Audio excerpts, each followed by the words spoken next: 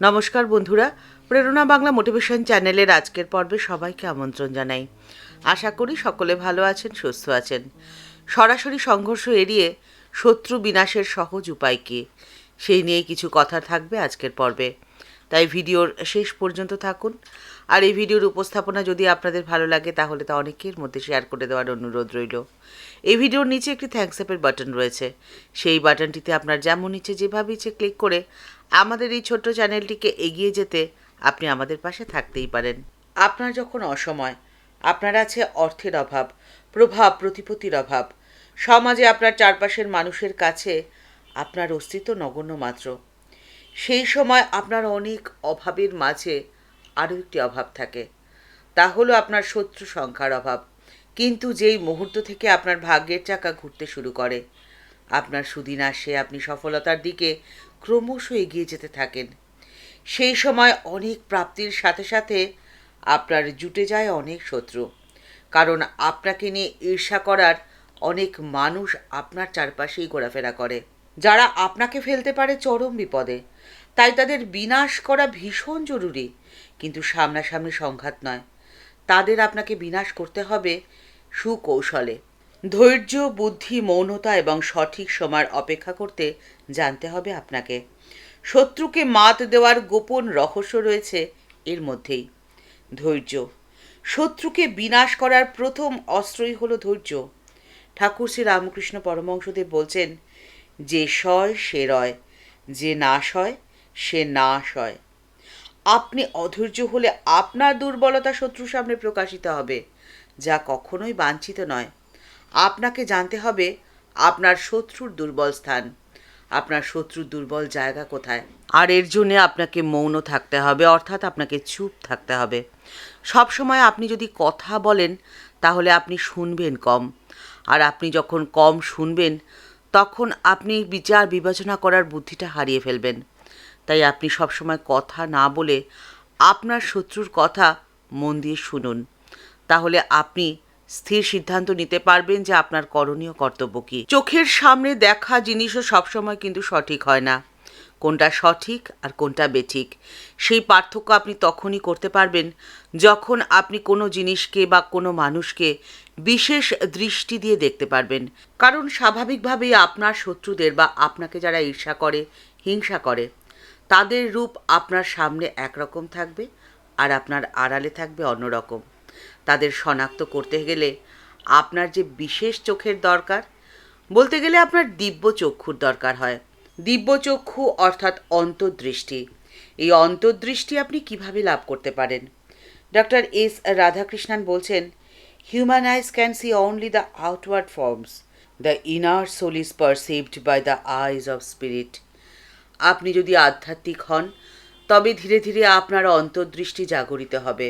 ঠাকুর শ্রী রামকৃষ্ণ পরমহংসদেব একদিন দক্ষিণেশ্বরে চৌধুরী মশাইকে বলছেন, বুঝলে, পাণ্ডিত্য দ্বারা তাঁকে পাওয়া যায় না, তাঁর বিষয়কে বিচার করে বুঝবে। তাঁর পাদপদ্মে ভক্তি যাতে হয় তাই তো সকলের করা উচিত।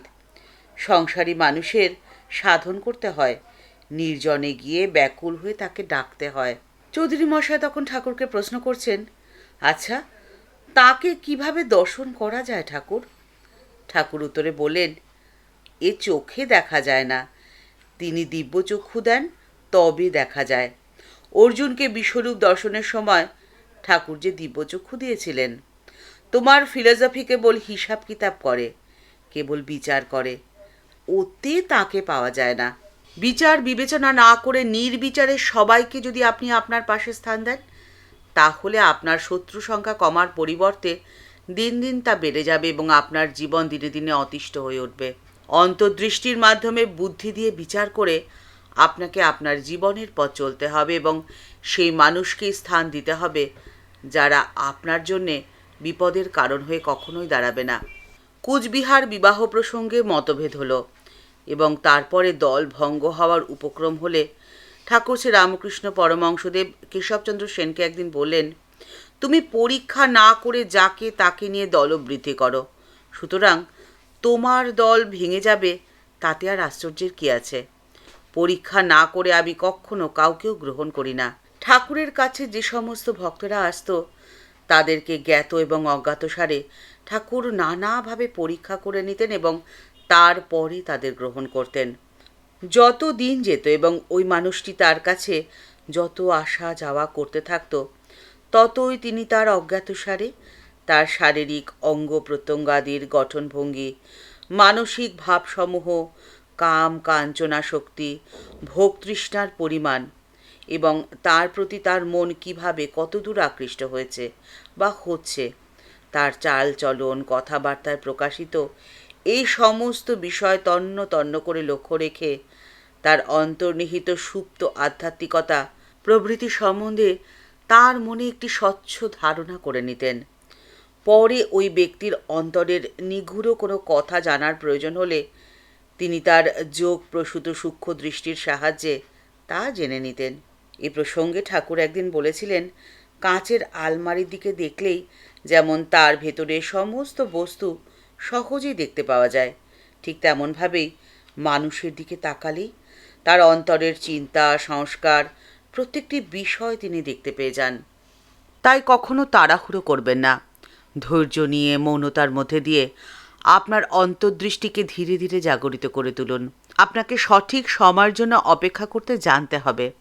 সঠিক সময়ে আপনি ঠিক মানুষ চিনতে পারবেন এবং তখনই আপনার পক্ষে আপনার শত্রুকে মাত করা অনেক সহজ হয়ে যাবে।